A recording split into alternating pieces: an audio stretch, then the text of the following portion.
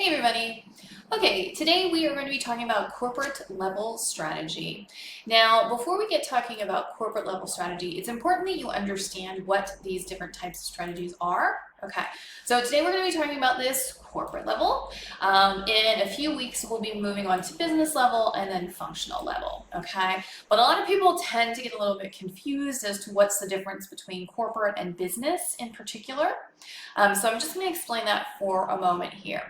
So basically, if we want to think about this as an actual, as you can see, we've got a triangle here. So the corporate is all the way at the top of that triangle. And normally you have the fewest number of decision makers. So a lot of times it's your top executives like your CFO, CEO, president, that sort of thing. And these people are making a decision as to what is the general overall strategy of the corporation. What's it going to be? What are they going to be doing? So it's going to be thinking about where to compete, which markets it's going to operate in, how they're going to enter these markets, that sort of thing. So that's what you're doing at the corporate level. Now, let's say that we have Crown Casinos. Okay, so Crown is our corporate level. Well, I'm not sure how familiar you are with Crown Casinos, but obviously they have their resorts, and then they have things like Nobu restaurants, actually, they have an interest in there. They also have things like online gaming. Okay, so they have these various different businesses within Crown that they are involved in. So each one of those businesses, so for instance, Nobu, okay, is one of those businesses. And so Nobu is going to have one business strategy, whereas the, let's say, online gaming part of Crown is going to have a completely different kind of business level strategy. So like I said, we'll get into business level strategy in a couple weeks. But just to give you an idea right now, so business level strategy, each business within the corporation has its own strategy. It decides what that particular business is going to be doing in terms of tactics for its market. It's going to each business unit. So for instance, Nobu is one business unit, Crown Resorts is another business unit, online gaming is another business unit, again, all underneath of Crown. So they're going to be looking at each one of these business units and determining how they are going to be implementing their various different tactics and strategies and that sort of thing. And then you've got your functional level. So that's the next step down. And a lot of this is your day-to-day types of strategies. So it's basically looking at, okay, we have our one business that we're talking about. How do we keep this one business moving in the right direction in order to make sure that we're capitalizing, continuing to move forward, all of those sorts of things. So this is going to be things, some of your business level strategy are going to be things like, in addition to your day-to-day operations, it's going to be determining relationships between business units. So for instance, some of the Crown resorts may have a Nobu in it. So you then have this relationship between them, between business units. It might be articulating different functional goals, determining how those are going to be met, how they're going to be monitored. And a lot of these are done on a quarterly basis.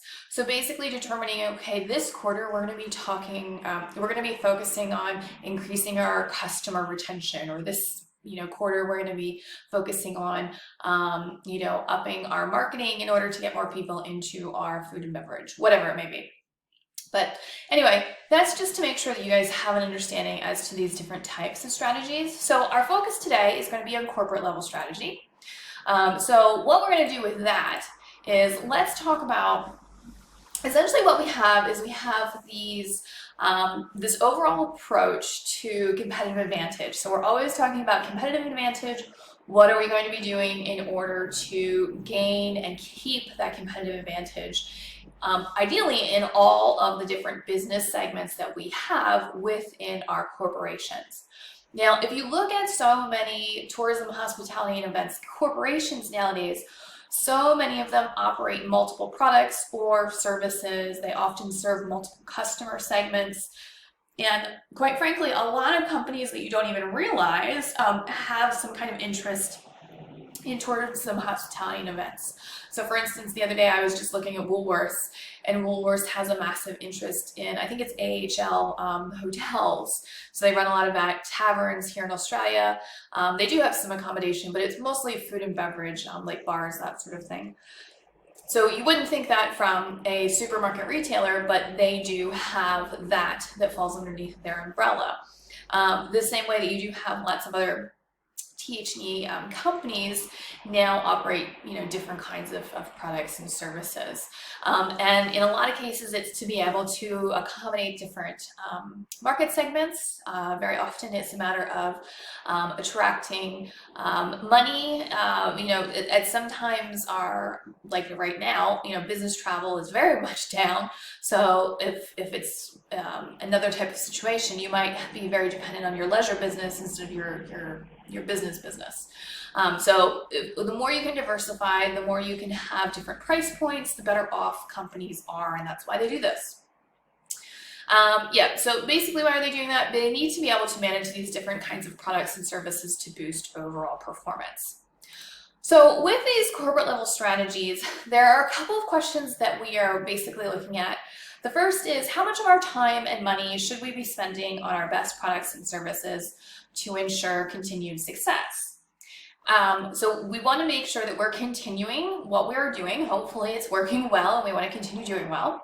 But we also need to constantly be looking at how much time and money should we spend to develop new products and services.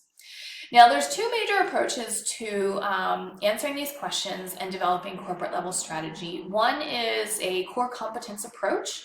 Now, we talked about core competencies recently in class, so I'm not going to go over that. Another is by doing what we call a portfolio analysis.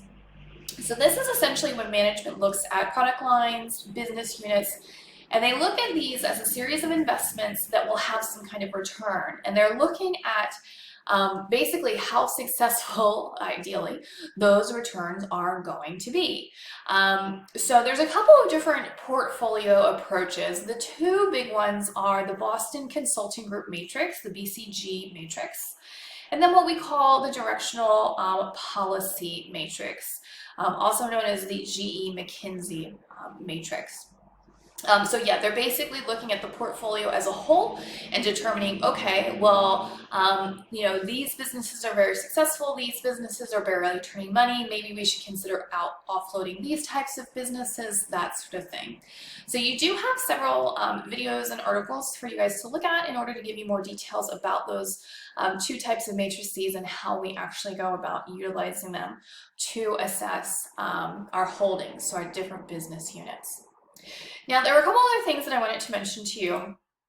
I hate to say most, a lot of THE organizations are multinational firms, particularly in the hotel space, okay? And that's because you're talking about so much investment, purchasing of buildings and leases, that kind of thing.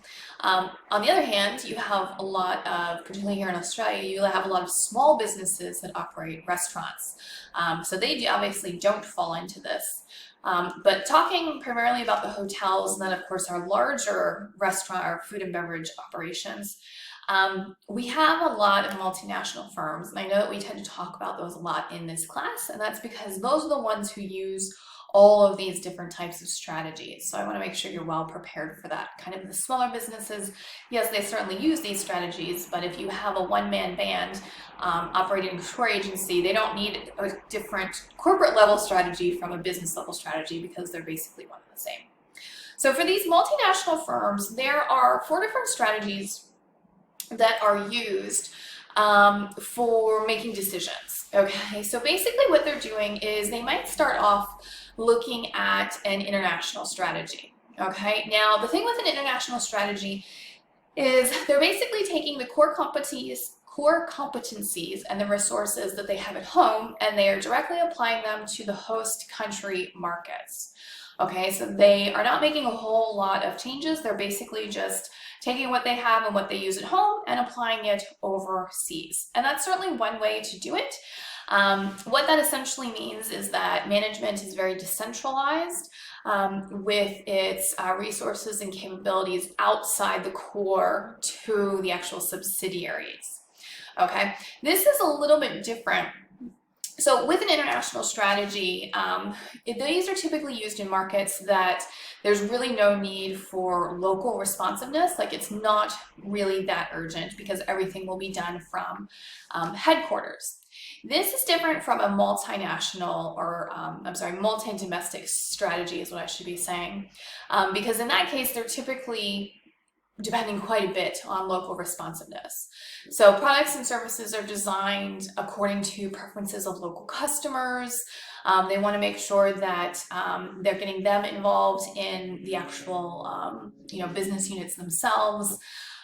Essentially what's going on is the business units are responsible and accountable for the decisions that they're making. So they're very autonomous in a multi-domestic strategy. Obviously, global is going to be the most centralized. Everything's going to be coming out of the corporate level. This also has to do with standardizing products and services because they really want to take advantage of economies of scale. So that's a big strength for them in terms of like cost advantages, that kind of thing, cost reduction. Okay, and then of course you do have your transnational strategies as well. This is kind of a balance between lowering costs and then also being responsive to your local demands. So anyway, there's several different ways that companies do this. Not something you have to get too terribly concerned about at this point in time, but it is helpful for you to be able to recognize these changes and these differences because depending on the kind of organization you work for, especially if you do end up being in corporate, you'll really have to have an understanding of how much power and how much influence you have over, your business units in other countries or vice versa. Okay, and then finally what I wanted to mention was Solons Matrix. Now, again, talking about things like, these different types of strategies, how we're operating our business units, how we're operating internationally. Solons Matrix is basically a product market expansion grid. So we're basically determining how to use various different strategies in order to gain, in order to grow, okay? So it might be growing through, capitalizing on new markets or new products, or it may simply be using the products and the markets that we currently have and just making them even stronger than they are right now.